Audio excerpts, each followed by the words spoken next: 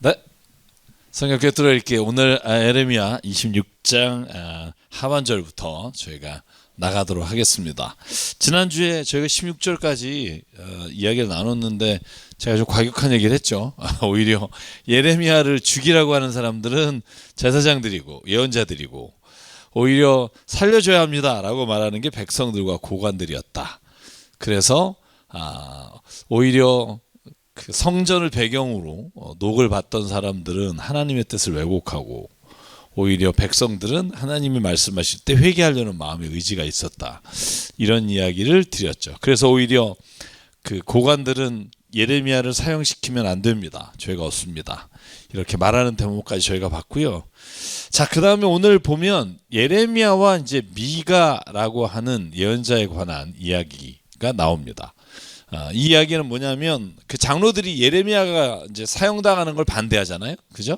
반대를 하고 그 중에 장로 중에 한 사람이 일어나서 미가라고 하는 예언자가 히스기야 왕 때 이러이런 얘기를 했는데도 살아남았다라는 얘기를 해주는 거예요.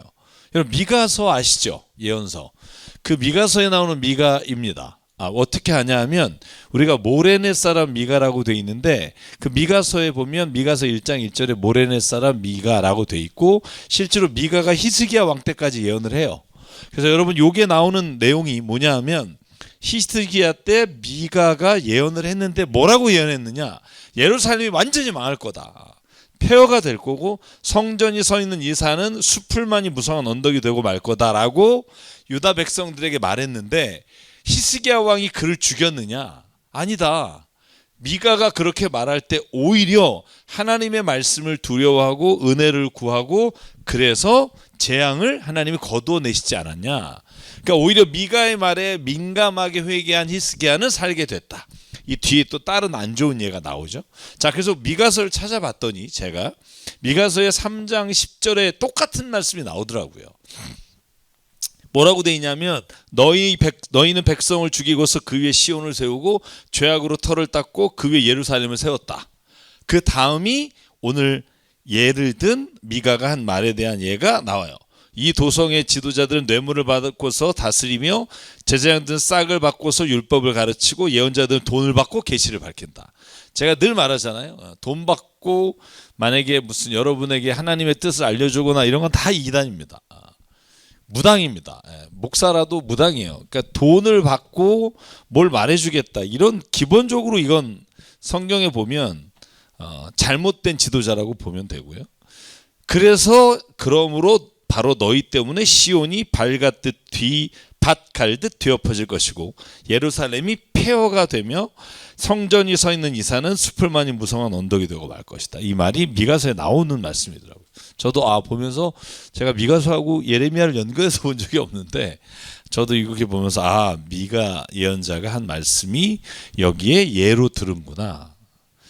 그러면서 그런데 지금 우리는 그 큰 재앙을 우리 자신들에게 불러들이려고 하고 있습니다. 이 말은 뭐냐면 예레미야를 죽이라고 하니까 하나님의 말씀을 전한다고 해서 그 옳은 말씀을 듣기 싫어서 죽으면 재앙이 우리에게 올 겁니다. 이렇게 오히려 그 중에 장로 하나가 말을 했다는 거죠. 자, 그리고 나서 이제 뒤에 보면 20절에 무시무시한 이야기가 나와요. 예를 들면 예레미야 시대였을 거예요. 같은 시대에 이 스마야의 아들 우리야라고 하는 예언자가 있었던 거예요. 기럇여아림에, 여러분 기럇여아림이 아마 예루살렘에서 북서쪽으로 한 9km 정도 떨어진, 우리가 사무엘에 나오잖아요. 기럇여아림에 예루살렘 그 법궤가 들어갔다가 이렇게 베스메스에서 오는 이야기가 나오잖아요.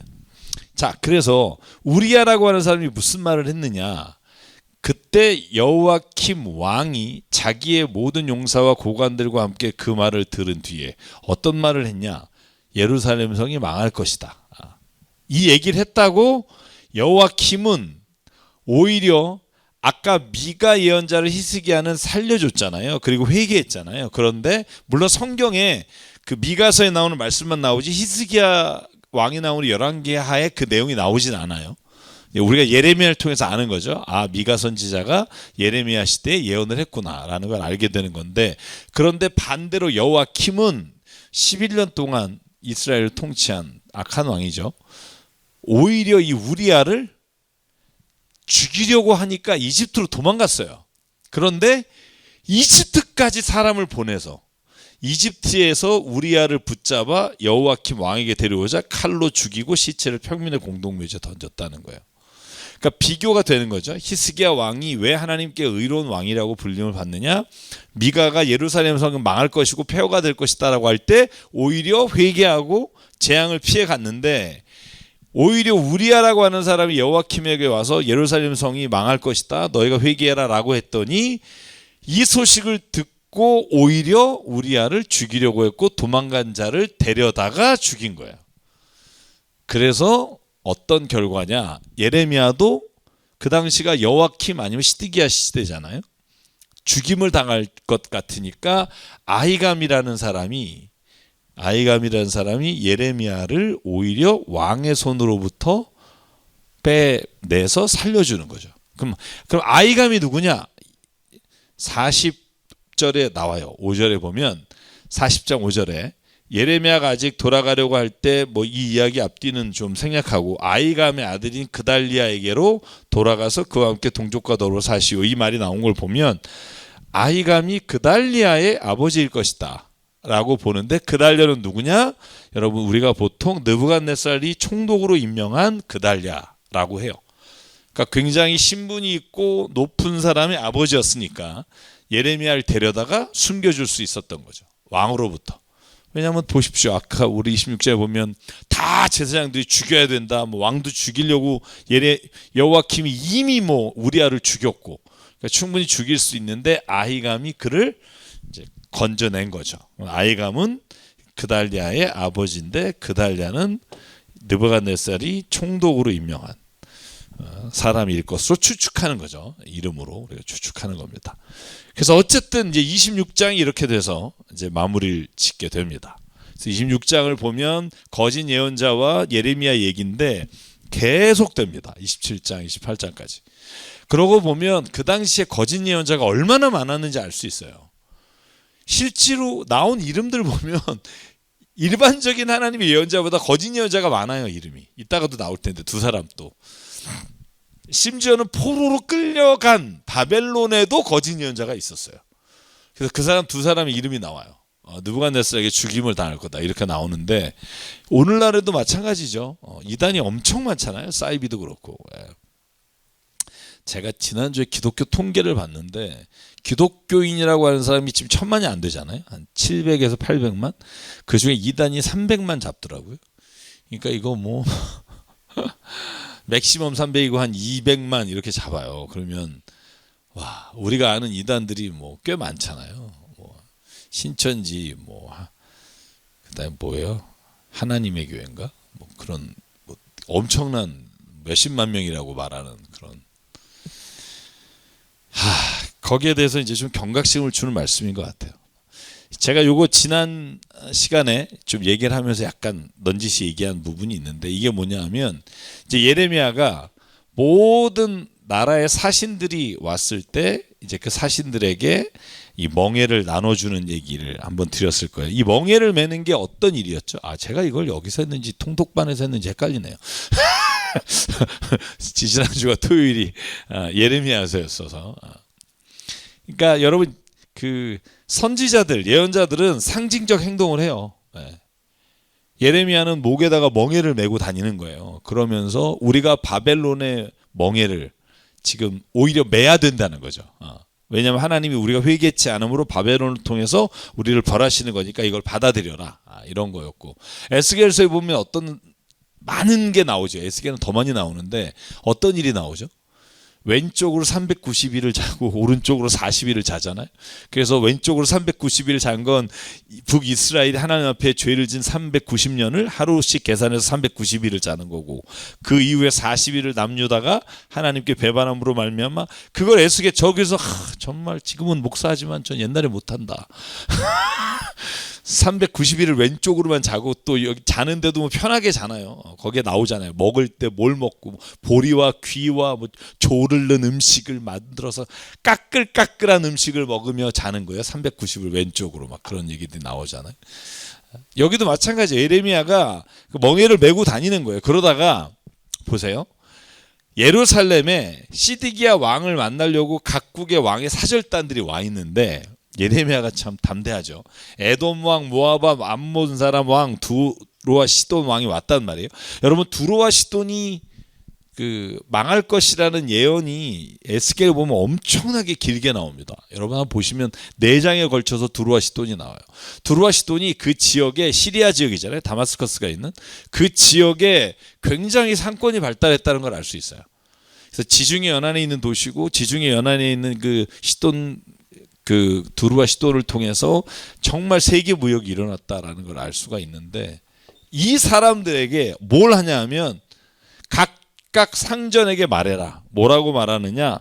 나 만군의 주 이스라엘 하나님이 말하는데, 내가 큰 권능과 편팔로 이 땅을 만들고 이 땅 위에 사는 사람과 짐승도 만들었다. 그러므로 나의 눈에 드는 사람에게 이 땅을 맡기겠다. 지금 나는 이 모든 땅을 바벨로니아 왕 느부갓네살에게 맡겼다. 그러니 너희가 멍에를 메고 가서 그 느부갓네살 바벨론 왕에게 충성해라. 이렇게 말씀을 해요. 제가 나중에 예레미야가 왜 이렇게 말했는지를 정리를 하겠습니다만, 그러니 여러분, 이게 제정신인 사람은 이게 사절단이 왔는데 멍에를 나눠주면서 각자 왕에게 갖다 주라 그러니까.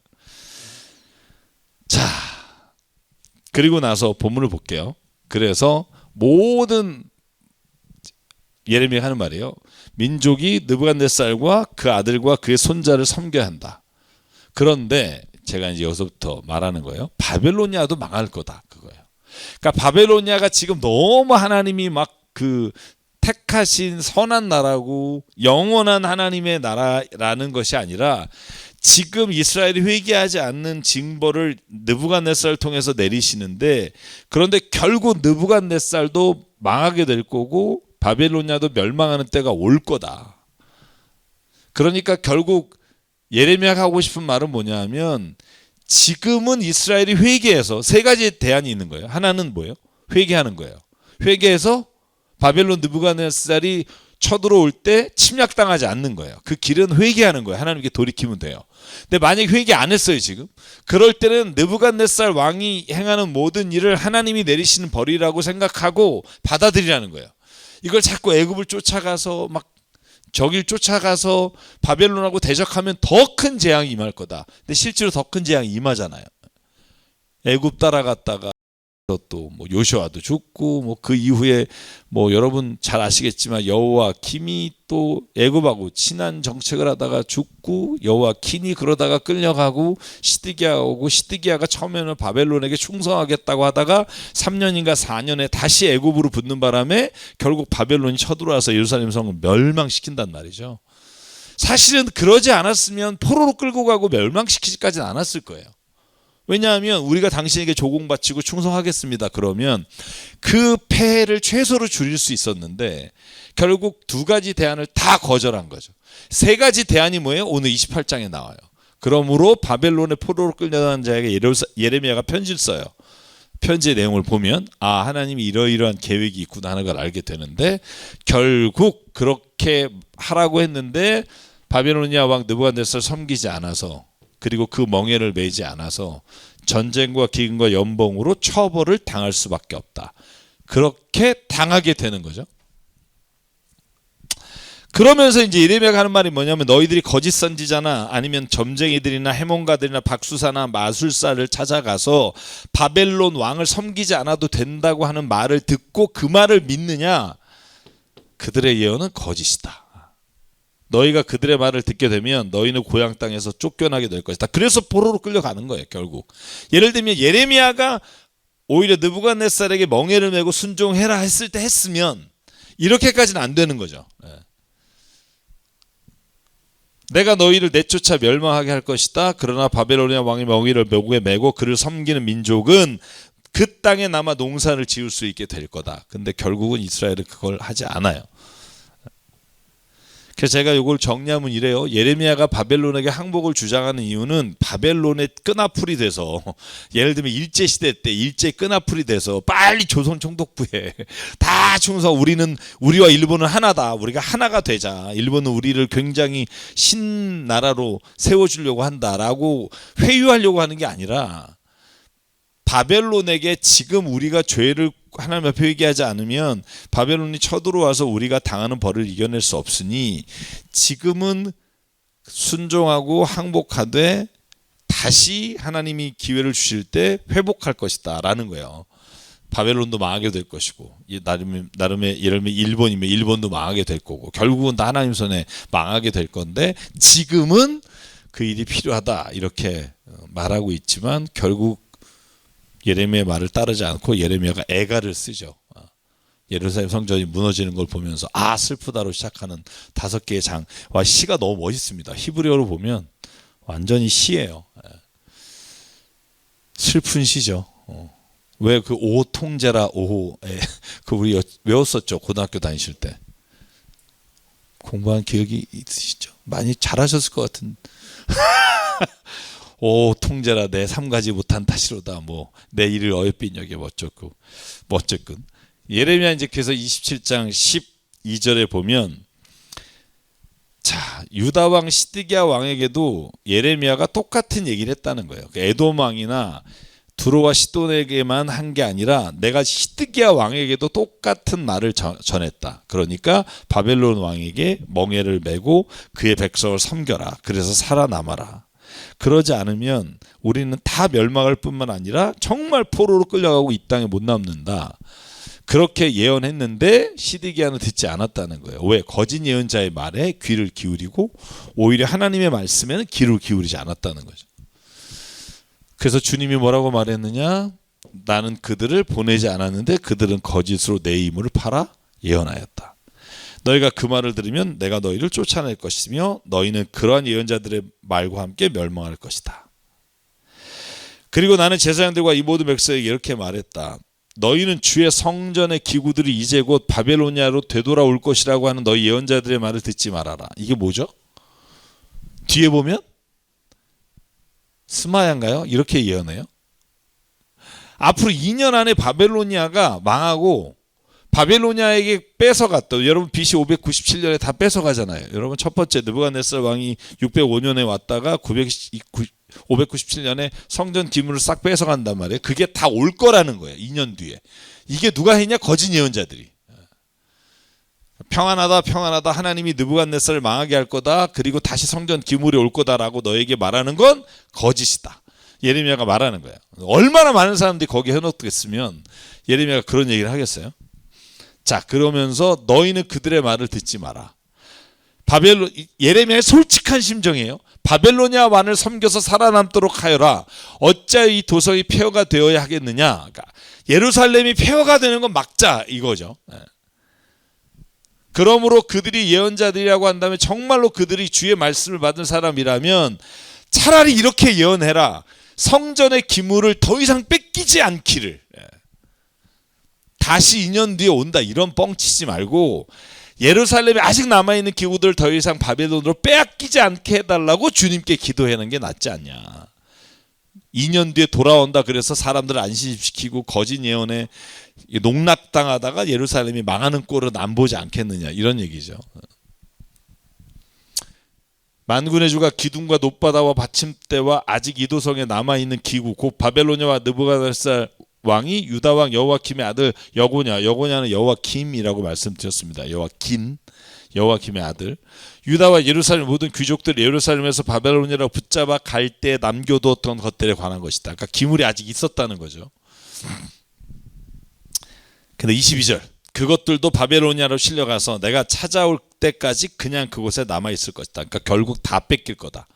그리고 바벨론에 남을 건데 그런데 다시 내가 그것을 이곳으로 오게 할 거다. 그리고 뒤에 구체적으로 70년 뒤에라는 단어가 나와요.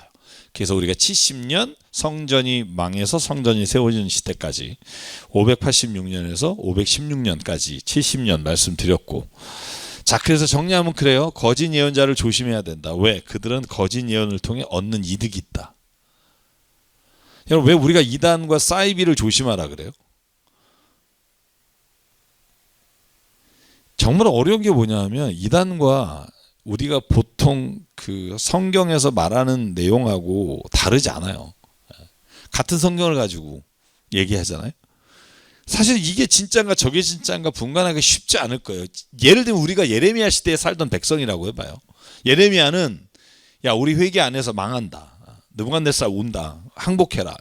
이 말을 듣고 싶겠어요? 아니면 야 느부갓네살 지금 저렇게 막 세력 떨치지 2년 뒤에 망해. 걱정하지 마. 하나님 우리 지켜주셔. 우리가 걱정할 일이 아니야. 기도해. 이러면 여러분 어느 말을 듣겠어요? 어려운 일이에요. 그래서 예레미야도 뭐라 그러냐면 뒤에 이런 말을 해요. 거짓 예언자와 참 예언자를 구분할 수 있는 건 딱 하나다. 결과가 일어난 뒤에는 안다. 우리가 알 길이 없다예요. 근데 진짜 미련한 건 뒤에 정리하겠습니다만 그런 나쁜 잘못된 결과가 나타났는데도 끝까지 자기가 갖고 있는 미련을 못 버리고 따라다니는 사람이 있어요. 예를 들면 종말론에서 몇 월 며칠에 온다고 했는데 안 왔잖아요. 그러면 뒤도 돌아보지 않고 그냥 가야 되는데 아니야 혹시 그쪽에서 또 요번에 계산을 잘못했는데 그러면 또 그걸 믿어요. 왜? 내가 쏟은 시간이 아까워서. 미련한 사람이라고 해요. 그래서 거짓 예언을 하는 이유를 몇 가지로 성경 지금 예레미야 말씀을 정리하면 이래요. 권력을 가진 사람이 듣기 좋아하는 말을 해서 자기가 이익을 얻거나 아니면 사람들에게 권위를 인정받기 위해 그리고 거짓의 사로잡혀서 예언을 하거나 이 거짓에 사로잡힌 건 우리가 보통 미혹하는 영이라고 그러잖아요. 자기가 잘못된 생각을 계속 발전시켜서 미혹되는 경우도 있고 저는 이단도 마찬가지라고 생각해요. 구별하기 위해서 가장 필요한 게 성경인데 사실 쉽지 않아요. 쉽지 않아요. 그래서 왜 예수께서 하신 말씀이 저는 떠올라요. 너희는 선생 되려고 하지 마라. 선생 되는 데가 더 많이 심판을 받을 것이다. 저는 이 말을 가끔 제가 이게 사실은 옳은 말인지 모르겠으나 며칠 전에 그랬어요. 하나님 이단을 믿는 저 순수하게 그래도 믿는 사람이 있다면 좀 살려주시면 좋겠습니다. 이런 기도를 한 적이 있어요. 그 대신 그 윗대가리들은 좀 하나님 싹 정리를 좀 해주십시오. 막 이런 기도를 했어요. 왜냐하면 진짜 정말 착한 사람들이 많아요. 그러니까 잘못된 길로 가는데 참 그것도 그러니까 무지도 죄라고 하는 게 그런 거긴 한데 너무 안타까워요. 전 재산 다 바치고 제가 이번에 빛의 생명 이런 이단에 대해서 좀 알아봐 달라고 해서 제가 들어가서 공부를 좀 했더니 이건 또 생 양아치 이단이에요. 그러니까 고등학교 때 예언을 받아서 지금까지 50살인데 하고 있더라고요. 근데 그 얘기 들어오면 빠질 것 같긴 해요. 그러니까 성경하고 또 다른 자기가 그냥 혼자 받은 건데 뭐 예를 들면 이런 거예요. 여러분 뭐 우리가 여기에 살고 있지만 이 세상에 살고 있지만 우리가 다 인간은 아닙니다. 이거예요. 100% 중에 38%는 천사였던 사람이래요. 여러분 혹시 이런 적 없었어요? 제가 여러분에게 이제 할게요. 보세요. 여러분 혹시 이런 적 없었어요? 어디에 가서 모여서 막 얘기하고 놀고 있는데 왠지 나는 여기에 끼지 못할 사람 같고 왠지 나는 여기에 속한 사람이 아닌 것 같은 느낌 받은 적 없어요? 그럼 당신은 천사였을 확률이 커요. 뭐 이런 거예요. 근데 그런 경험 한 번쯤 있지 않아요? 있지 않아요? 저도 있었거든요. 여기 나하고 안 맞아. 뭐 이런 거 있는데 여러분은 천사여서 인간 세계와 안 맞는 거예요. 막 이러면 이게 듣다 보면 저도 그러니까 뭐 상승 중인 천사가 있고 하락 중인 천사가 있고 인간 중에도 상승 중인 인간이 있고 뭐 그걸 계속 얘기를 하는데 근데 그런 생각했어요. 만약에 교회를 다니지 않는 사람들이 우리가 믿고 있는 신앙고에 삼위일체 하나님, 세 분의 하나님은 한 분이시고 예수님은 인간이나 하나님이시다 막 이러면 다른 분들이 우리를 볼 때도 약간 비슷할 수도 있겠다. 이거 정말 그냥 아무 전제 없이 놓고 보면 그지 않나요? 그럴 것 같아요. 내가 우리 중에 38%는 천사입니다. 막 코드숨 쳤듯이. 그래서 제가 생각한 게 뭐냐면 결국 거짓 예언자와 참 진리를 말하는 진리 차이점의 가장 중요한 건 그걸 전하는 사람들의 삶이다. 그거 외에는 답이 없다. 왜냐하면 제가 이것도 좀 알아봐 달라고 사기꾼이 이제 사이비인지 알아봐 달라고 한 사람이 왜 알아봐 줬냐 하면 자기 친한 친구가 전 재산을 팔아서 어디 청주로 내려가려고 하는데 이상한 사이트를 계속 본다는 거예요. 그래서 이 사이트라는 거예요.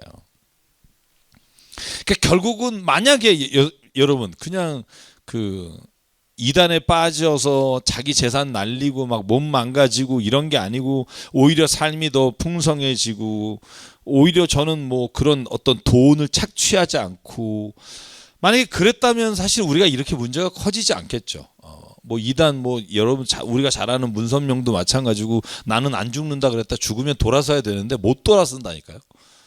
제가 옛날에 그런 말 했잖아요. 제가 막 교회 욕을 한참 하시길래 권사님 한 분이 오셔서 그 교회 나오시면 되죠. 아유 건강한 교회 가셔야 돼요. 그랬더니 하시는 말씀. 그래도 목사님 여태까지 제가 부은 돈이 얼마인데 경주가 40년 동안 그래도 우리 애 결혼하는 거 받고 나와야죠. 뭐 이런 거예요. 그러니까 참 이게 인간적인 솔직한 마음들이 있을 거라는 생각이 드는 거예요. 여러분 그런 데는 빨리 나오는 게 상책이에요. 그거 뭐 저기서 어쨌든 거짓 예언자 계속 나옵니다. 볼게요. 여기 또 하나냐라고 하는 이상한 거짓 예언자가 나옵니다. 왜 이름은 익숙하죠 이제 좀 약간. 네. 시드기야가 유다 왕이 되어서 다스리기 시작한 4년째. 이게 593년쯤 됩니다. 593년쯤 되는데 그때 기브온 사람 아수리 아들 하나냐라는 예언자가 있는데 아주 악독한 놈이죠. 그래서 히스기야를 굉장히 예레미야를 힘들게 한 예언자인데 온 백성이 보는 앞에서 이제 아까 말한 예언을 하는 거예요. 바벨론 왕의 멍에를 깨겠다. 하나님이 얘기했다는 거예요. 바벨론 느부갓네살 이곳에서 탈취한 모든 것들을 내가 다시 2년 안에 이곳에 오게 하겠다. 이게 하나님이 나한테 하신 말씀이라는 거예요. 근데 이 말에 다 따라가는 거예요. 이스라엘 백성이. 그러니까 예레미야가 지금 막 마음이 막 너무너무 그냥 그 한탄스러운 거죠. 막 이런 이단에 이런 거짓 예언에 빠져 들어가니까. 또 유다 왕 여호와킴의 아들 여고냐와 여호와긴과 바벨로니아로 잡혀간 유다의 모든 포로가 내가 이곳으로 다시 데려오게 할 거다. 하나님의 말씀이라는 거예요. 결국 못 돌아오죠. 여러분 여호와긴은 그냥 거기서 평생 왕의 식사에서 밥 먹어요. 열왕기 하 25장 마지막 절에 보면. 그러자 예언자 예레미야가 주님의 성전이 서 있는 제사장들과 온 백성이 보는 앞에서 예언자 하나냐에게 이렇게 말씀하셨다. 자 이제 예레미야의 말입니다. 자 그래서 이건 제가 정리한 거고요. 다시 하나님이 2년 안에 빼올 것이고 다시 다 하나님께서 제대로 너희들을 구원하실 것이다 말하는데 예레미야는 오히려 거기에 대해서 하나냐한테 이렇게 말해요. 예레미야가 하나냐에게. 저는 이게 예레미야의 진짜 마음이라고 생각해요. 야 나도 이런 거야. 야 나도 하나님이 아멘 그래요. 하나냐가 2년 안에 다 돌아오게 할 거다. 그러니까 예레미야가 아멘. 나도 이렇게 주님이 하시면 오죽이나 좋겠냐. 야 나는 그게 싫어서 지금 이렇게 말하니? 이게 얼마나 솔직한 거예요. 나도 오죽하면 내가 이런 얘기를 하겠니? 네 말이 옳았으면 좋겠다. 당신이 예언한 말을 주님께서 성취해 주셔서 주님께서 성전에서 바벨론이 뺏어간 모든 걸 다시 되돌려 있기를 나도 바란다. 그러나 하나님이 그렇게 말하지 않는데 내가 어떻게 말할 수 있겠느냐 하는 거예요.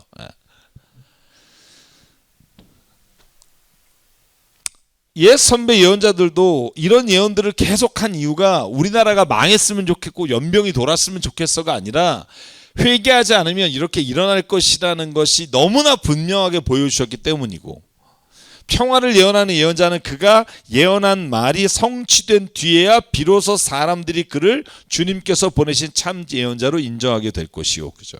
결국은 우리가 그 결과가 일어나야 알 수 있다는 거예요.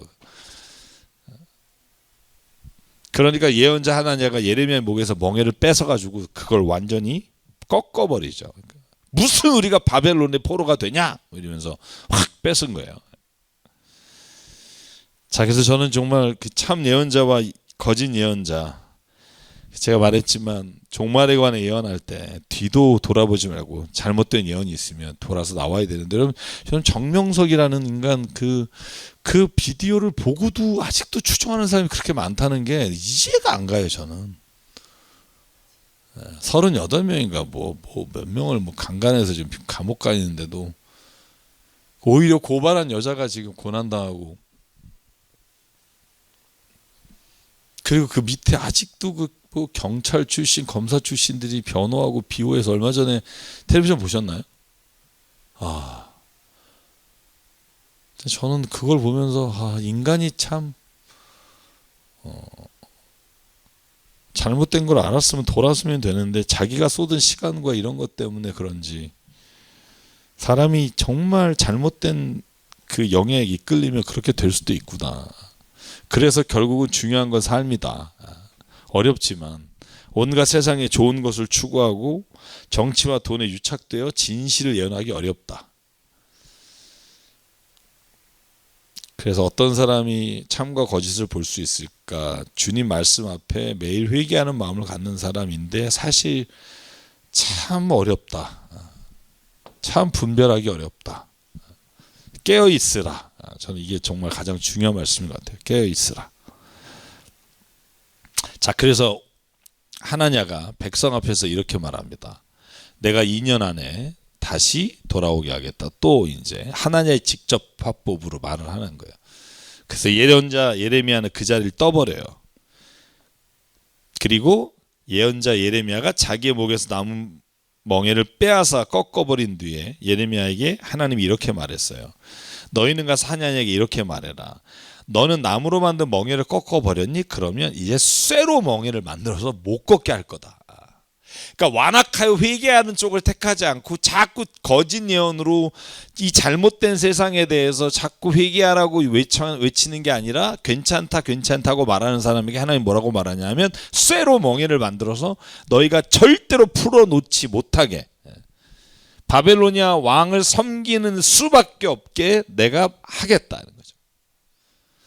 하나님은 똑똑히 들어라. 주님께서는 당신을 예언자로 보내지 않았다. 그죠?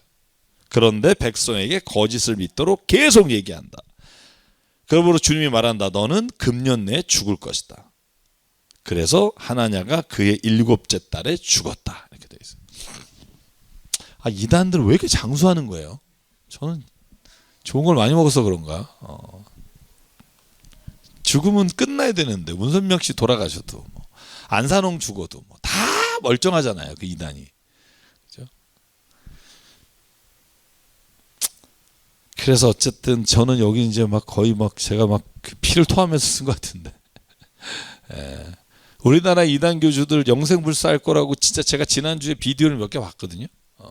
옛날에 이단들 말고 자기는 안 죽는데요. 다 죽었어요. 그러면 죽으면 뭐라는 줄 아세요? 그 밑에 있는 사람들이? 영으로 살아계시대요. 미치겠는 거지. 그러더니 예수님도 그렇지 않냐는 거예요. 참 이거 뭐라고 말해야 돼 내가 정말. 와. 그럼에도 불구하고 이단 세력에 남아있는 건 잘못된 판단에 대한 미련 때문인 것 같아요. 그리고 전 어쨌든 빨리 벗어나십시오. 혹시 보신 분이 있다면. 네. 그래야 삽니다. 이거 이단에 빠지면 정말 답이 없는 것 같아요. 네. 제가 교회에서 헌금을 지나치게 많이 강요하는 거에 대해서 제가 좀 왜 그걸 별로 좋아하지 않냐면 세상 사람들이 보기에는 도끼 개끼니라 보기 때문이에요.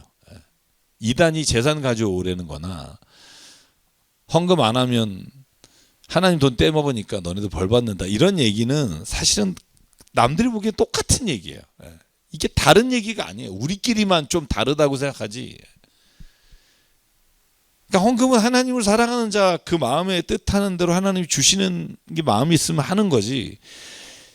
이걸 안 하면 벌 받는다는 이런 얘기를 조금이라도 하면 그 순간에 이미 우리는 다 차이가 없어지는 거예요.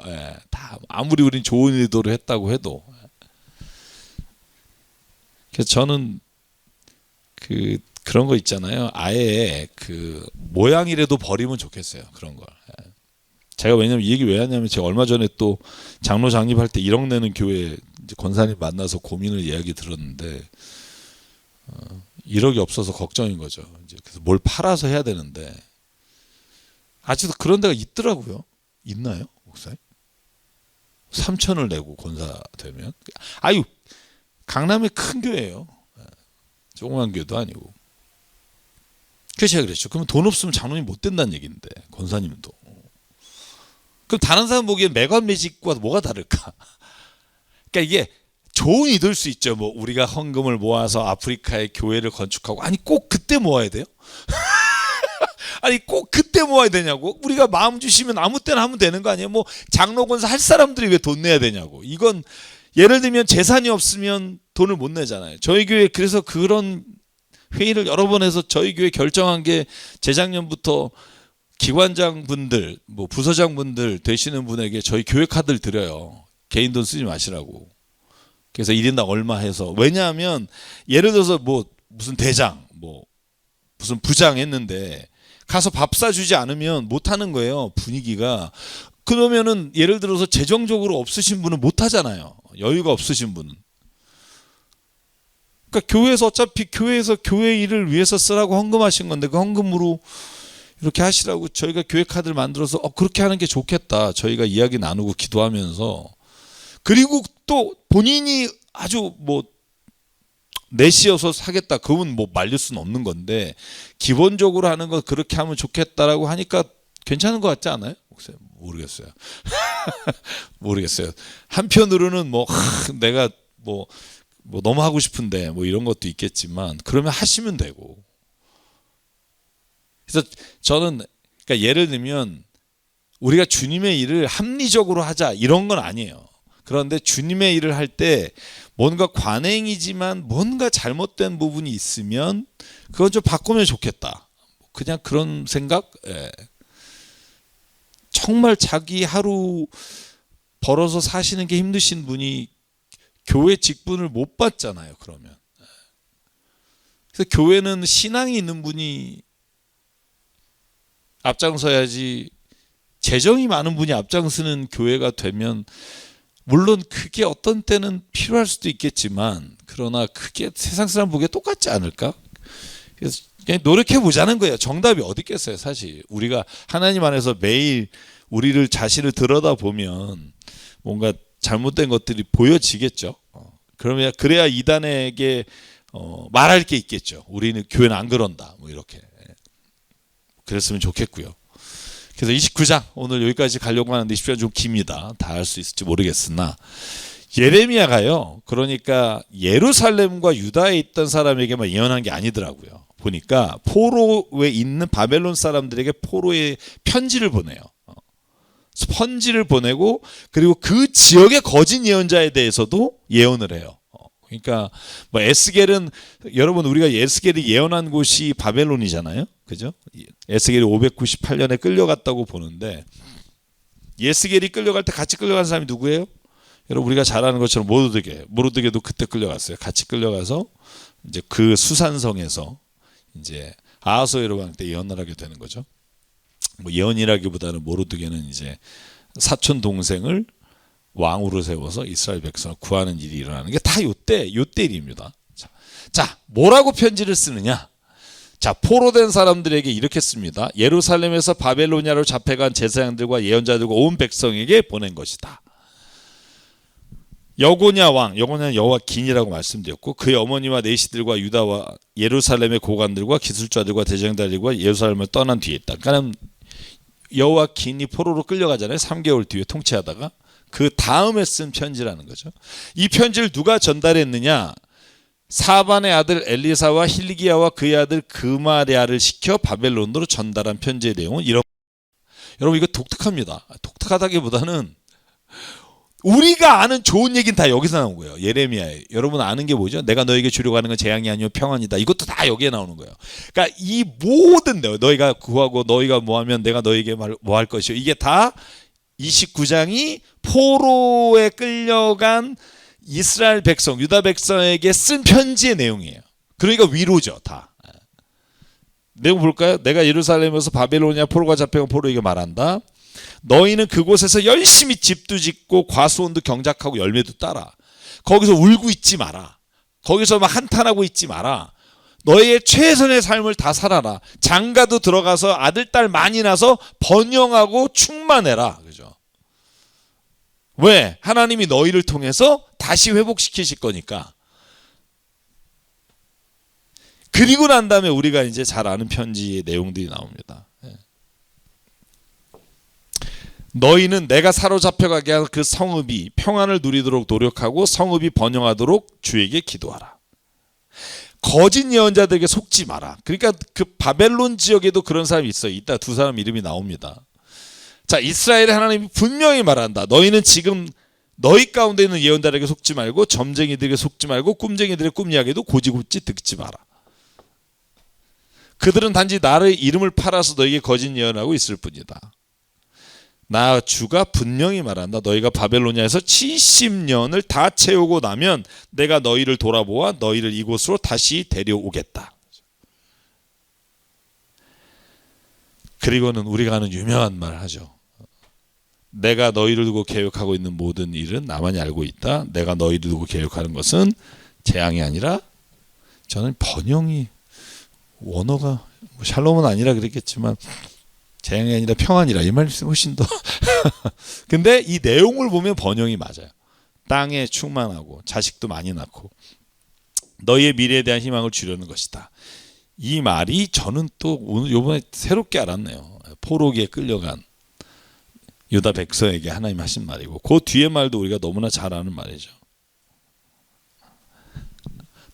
너희가 나를 부르고 나에게 와서 기도하면 내가 너희의 기도를 들어줄 것이고, 너희가 나를 찾으면 나를 만날 것이고, 너희가 온전한 마음으로 나를 찾기만 하면 내가 너희를 만나주겠다. 나 주의 말이다. 이것도 우리가 맨날 시험 볼 때 외웠던 이게 다 포로기에 나왔던, 포로에 끌려간 사람들에게 주신 메시지더라고요. 보니까 그렇구나. 내가 너희를 다시 이곳으로 모으겠다. 너희를 포로로 보냈으나 나는 너희를 그곳에서 다시 고향으로 데려오겠다. 주의 말이다. 자, 그리고 나서 이제 15절부터 16, 17, 18, 19, 20까지가 이제 우리가 좀 고민해야 되는 내용인데, 원래 주석가들은 15절에서 21절로 넘어갔어야 한다고 봐요. 중간의 내용들. 근데 저는 그냥 쭉 한번 내용을 보면 내용이 이해할 수는 있어요. 그러니까 나 주가 지금 다윗의 보좌에 있는 왕, 그러니까 지금 예루살렘에 남아있는 사람들의, 도성에 남아있는 사람들에게는 오히려 하나님이 이런 평안의 말이 아니라 전쟁과 기근과 연병을 보내서 썩은 무화과처럼 만들겠다라고 오히려 말씀하세요. 왜 그럴까? 어차피 포로로 끌려간 사람들은 하나님께서 그곳에서 하나님의 말씀을 깨달아서 회개하면 이렇게 될 것이지만, 남아있는 자들이 오히려 하나님 앞에서 그런 회개를 하지 않았으므로 그 일들을 계속 경험하게 될 것이다 라는 의미를 가지고 있다고 보고요. 그래서 여러분, 그 땅에 남아있는 사람에게는 계속해서 하나님께서는 너희들은 망하게 될 것이고 너희들은 기근에 허덕일 것이고 라는 말씀을 계속합니다. 그래서 좀 달라요. 포로된 백성에게 준 메시지와 남아있는 백성에게 준 메시지가 달라요. 근데 여러분, 이 메시지를 보고 나서 다시 우리가 에스라, 느헤미야, 에스더를 보면, 여러분, 남아있던 사람들이 돌아와서 성전과 성벽을 재건할 때 방해하잖아요. 그게 다 유대인들이거든요. 산발랏, 도리아 이런 사람들도 유대인들이에요. 하나는 에돔인가지만 한 사람은, 그 대부분의 사람들이 유다에 남아있던 사람들이에요. 그런 걸 보면 참 이 생 고생한 애들이 오히려 깨닫는 게 많은가, 뭐 이런 생각을 하게 돼요. 그리고 유다 땅에 남은 사람에게는 오히려 기근과 연병으로 죽고 조롱거리가 될 것이고, 그런데 오히려 포로된 백성은 내가 기도하면 기도를 들어주겠다. 그렇게 구분해서 얘기가 되고 있는 것 같아요. 그런데 오히려 이제 포로된 거짓 예언자들이야. 그러니까 포로로 끌려간 사람 중에는 예언자가 있는데 그 예언자들 중에 거짓 예언자가 있다는 거죠.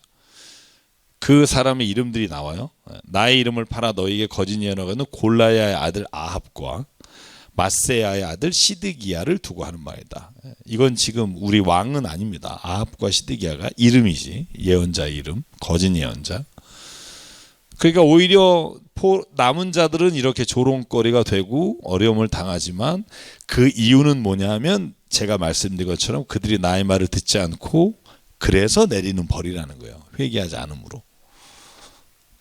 그러니까 오히려 포로된 사람들이 끌려갔을 때, 여러분 보면 다니엘도 포로로 끌려갔잖아요. 그죠? 다니엘은 BC 605년에 끌려갔다고 보는데, 그 다음에 598년에 끌려간 에스겔도 마찬가지고, 그리고 모르드게도 마찬가지고, 오히려 포로에 끌려간 사람들은 하나님의 말씀을 사모하고 말씀을 오히려 더 읽었다는 걸로 돼 있고, 그래서 에스라가 돌아왔을 때 회개하며, 그죠? 458년에 돌아와서 444년 BC 느헤미야가 다시 성벽 재건할 때도 주의 말씀으로 회개하고, 뭐 이게 여기 남아있던 사람들에 의해서 주도된 게 아니에요. 다 모든 회개가 포로된 자가 돌아와서 일어난 거예요. 거기에 본토에 남았던 사람들 중에 회개하고 일어났다는 말이 없어요. 오히려 예루살렘은 폐허가 돼서 아무도 안 살았고, 그래서 여러분 우리 목사님이 설교하신 내용도 있지만 그 느헤미야와 사람들이 돌아왔을 때 오히려 예루살렘 성에 아무도 안 살려고 하니까 제비 뽑아서 오히려 거기에 지금 살아라 그러잖아요. 기존에 있던 애들은 거기 안 산 거죠. 예루살렘 성전을 다시 세울 생각도 안 하고. 근데 생각해 보세요. 여기에 남아있던 사람이 훨씬 많았을 거 아니야. 끌려간 사람이 53,000명이었잖아요. 첫 번째 돌아온 게 53,200명인가? 그러니까 여기에 남았던 사람이 뭐 수십만 명일 텐데, 여기에 남았던 사람이 여러분 특별히 바벨론으로 포로 끌려간 사람보다 더 막 힘들고 어려운 상황이 아닌데 성전 질 생각은 아무도 안 했다는 거예요. 성전 질 생각은 누가 했냐 하면 스룹바벨과 에스라와 그리고 느헤미야가 성전과 성벽을 지려고 나중에 준비하고 계획하고 기도하면서 왕에게 말하고 돈을 가지고 다 와서 짓잖아요. 그런 거 보면 저는 이 말이 무슨 말인지 좀 말씀 준비하면서 느낌이 오더라고요. 왜 70년 동안 예루살렘에 남아있던 사람들은 성전을 안 짓지? 그런 생각 해본 적 없으시죠? 그쵸, 뭐 살기도 힘든데 그 생각까지 하겠어요. 근데 어쨌든 그 생각을 해보니까 그러네.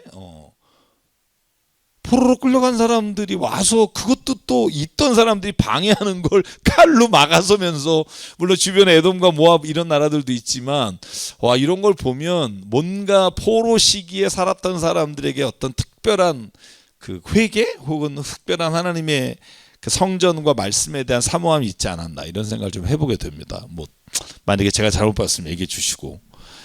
그래서 지금 나의 이름을 팔아 너희 거짓 예언자를 골라와요. 이런 사람들은 결국 느부갓네살 왕에 의해서 죽게 될 거다. 그죠? 그곳에서 예언하는 거짓 예언하는 사람도 죽게 될 거다. 하나냐도 죽었듯이.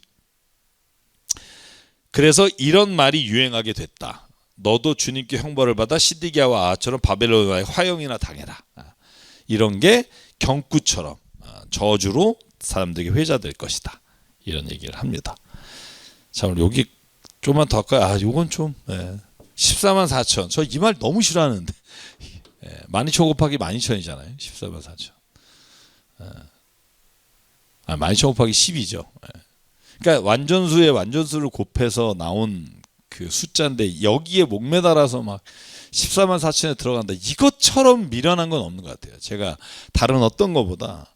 왜냐하면 구원받는 사람, 수, 장소, 날짜는 오직 하나님만이 아신다 그랬는데, 이 숫자 갖고 장난하거나 이 숫자 갖고 장사하는 건 정말 나쁜 놈이죠.